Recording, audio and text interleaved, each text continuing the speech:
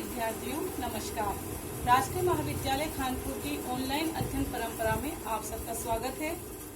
आज मैं उषा जैन, सहायक आचार्य संस्कृत, बीए द्वितीय वर्ष के विद्यार्थियों के प्रथम प्रश्न पत्र के लिए संस्कृत साहित्य के वर्गीकरण को अध्ययन कराने आपको जा रही हूँ।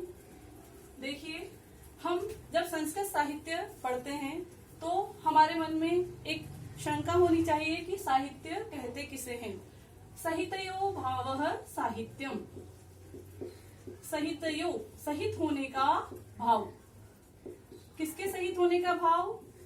शब्द और अर्थ के सहित होने का भाव। अर्थात शब्द और अर्थ जिस रचना में साथ साथ होते हैं उसे साहित्य कहा जाता है। प्रत्येक भाषा का अपना अपना साहित्य होता है और संस्कृत का एक समृद्ध साहित्य है।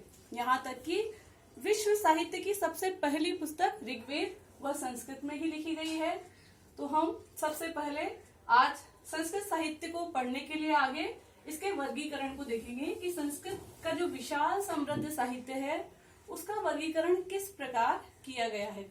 तो सबसे पहले देखेंगे कि इस साहित्य के दो विभाग किए गए हैं, वैदिक साहित्य और लौकिक साहित्य। आप देख रहे हैं कि नाम से स्पष्ट है, वेद से संबंधित साहित्य वैदिक साहित्य और लोक से संबंधित साहित्य लौकिक साहित्य। अब वैदिक को देखेंगे कि वेद से संबंधित कौन कौन से ऐसे ग्रंथ हैं जिन्हें वैदिक साहित्य के अंतर्गत रखा जाता है। सर्वप्रथम संहिता ग्रंथ। संहिता ग्रंथ जिन्हें कि वेद भी कहते हैं।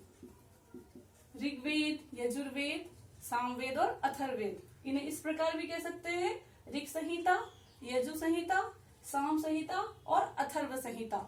संहिता अर्थात जहाँ मंत्रों का संकलन हो, इसलिए इन्हें संहिता ग्रंथ भी, चारों वेदों को संहिता ग्रंथ भी कहते हैं। इसके बाद आते हैं ब्राह्मण ग्रंथ।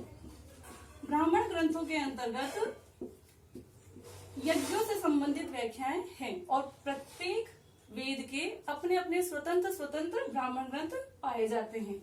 फिर आरण्य ग्रंथ, अरण्य में लिखे जाने के कारण इन्हें आरण्य ग्रंथ कहा जाता है। ये भी यज्ञों से संबंधित है, ऋषि मुनियों के यज्ञों से संबंधित। आगे उपनिषद ग्रंथ। उपनिषद ग्रंथों को भी वैदिक साहित्य के अंतर्गत रखा जाता है। उपनिषद और उपसर्ग, नी उपसर्ग, सदर्री धातु और कृ प्रत्यय से करके उपनिषद शब्द बनता है। यहाँ पर हम इनको देखेंगे कि इन्हें रहस्य ग्रंथ भी कहते हैं। वेदों का जितना भी सार है वह सब इन उपनिषद ग्रंथों में आता है। और अंत में वेदांग। वेदांगों को भी वैदिक साहित्य के अंतर्गत परिगणित किया गया है। 6 वेदांग माने गए हैं। वेदों के अंग होने के कारण इन्हें, वेदों का अर्थ समझाने में सहायक होने के कारण इन्हें वेदांग कहते हैं। शिक्षा, कल्प, व्याकरण, निरुक्त, छंद, ज्योतिष, ऐसे 6 वेदांग माने गए हैं। तो आप देखें पुनः कि वैदिक साहित्य के अंतर्गत संहिता ग्रंथ जिन्हें कि वेद भी कहते हैं, ब्राह्मण ग्रंथ, आरण्य ग्रंथ, उपनिषद ग्रंथ और वेदांग। इन वेदांगों को, इन सबको वैदिक साहित्य के अंतर्गत परिगणित किया गया है। तो जब हम पढ़ते हैं, पुस्तक पढ़ते हैं, तो आपके सिलेबस में जैसे ईशावास्योपनिषद है। अब ईशावास्योपनिषद नाम के पीछे है उपनिषद, तो ये उपनिषद ग्रंथ है। तो आपसे पूछा जाएगा कि यह वैदिक साहित्य के अंतर्गत है या लौकिक साहित्य के अंतर्गत, तो उसे किसके अंतर्गत मानेंगे हम? वैदिक साहित्य के अंतर्गत। ठीक है। अब आगे देखिए लौकिक साहित्य। लौकिक साहित्य के अंतर्गत कौन कौन से ग्रंथ आते हैं। अब यहाँ पर आप सबके मन में एक प्रश्न आ रहा होगा कि वैदिक साहित्य तो वेदों से संबंधित साहित्य जितना भी है वो वैदिक साहित्य, तो लौकिक साहित्य, लोक से संबंधित, ये कुछ समझ में नहीं आ रहा। तो वैदिक साहित्य जितना भी लिखा गया है ये सब आर्ष साहित्य है, यानी ऋषि मुनियों ने इसे लिखा है। फिर लोक से संबंधित, यानी संसार का भी कल्याण कैसे हो। ऋषि मुनियों ने तो केवल अपने आत्म कल्याण के लिए ये सब ग्रंथ लिखे हैं। जब वाल्मीकि ऋषि हुए और वाल्मीकि ऋषि ने एक बार ऐसी कथा प्रचलित है कि वे तमसा नदी के किनारे जा रहे थे और वहां पर उन्होंने क्रौंची का करुण विलाप सुना। और बहुत लंबी कहानी है, आगे जब रामायण पढ़ेंगे वहां देखेंगे इसको विस्तार से।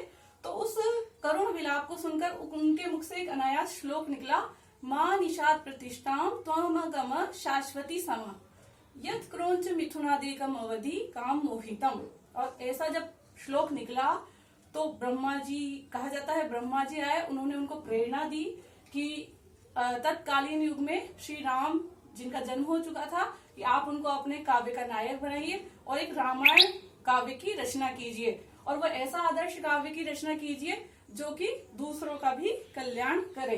तो वो पहला आदि काव्य कहा जाता है रामायण को, और वाल्मीकि ऋषि जो हैं वे आदि कवि कहलाए, और रामायण से ही लौकिक साहित्य की शुरुआत मानी जाती है। तो रामायण और महाभारत दो ऐसे महाकाव्य हैं जो कि आर्ष होने के साथ साथ लौकिक महाकाव्य माने जाते हैं। अब हम देखेंगे लौकिक साहित्य। लौकिक साहित्य का विभाजन हम देखेंगे तो सबसे पहले लौकिक साहित्य को दृश्य और श्रव्य इन दो भागों में विभाजित किया गया है। दृश्य का मतलब जो देखा जा सके, और श्रव्य का मतलब जो सुना जा सके। तो सुना जा सके, दृश्य का मतलब है देखा भी जा सके और सुना भी जा सके।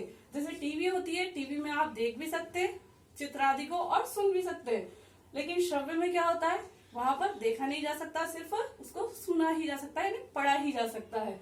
तो दृश्य काव्य के फिर पुनः दो भेद किए गए हैं, रूपक और उपरूपक। रूपक के अंतर्गत 10 रूपक माने गए हैं। ये 10 होते हैं: नाटक, प्रकरण, भाण, प्रहसन, डिम, व्यायोग, संवकार, अंक, वीथी और इहामृत। इस प्रकार रूपक 10 होते हैं।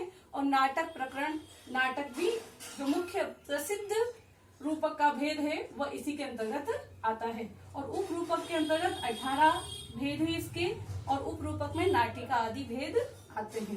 तो आप सब याद रखेंगे कि जो हम नाटक पढ़ते हैं, अभिज्ञान शाकुंतलम, स्वप्नवासवत्तम आदि, वे किसके अंतर्गत आते हैं? लौकिक साहित्य के श्रव्य काव्य के रूपक भेद के अंतर्गत आते हैं। अब देखिए लौकिक साहित्य के दृश्य काव्य के रूपक भेद के अंतर्गत अब हम देखेंगे श्रव्य काव्य को। श्रव्य काव्य के भेद, श्रव्य काव्य के 3 भेद माने गए हैं।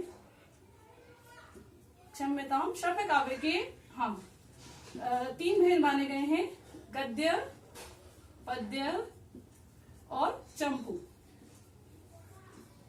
गद्य, पद्य और चंपू। गद्य जो रचना छंद से रहित होती है उसे गद्य कहते हैं, और जो छंदबद्ध रचना होती है उसे पद्य कहा जाता है। और चंपू क्या होता है? गद्य और पद्य का मिश्रित स्वरूप चंपू काव्य होता है। गद्य के पुनः 2 भेद किए गए हैं: कथा और आख्यायिका।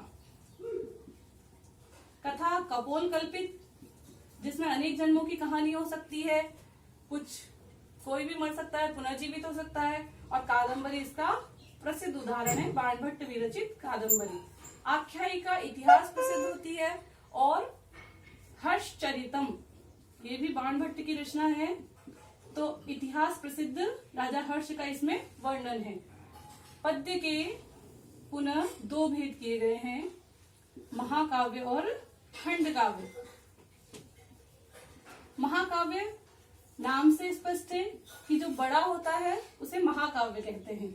इसके अनेक लक्षण किए गए हैं ग्रंथों में।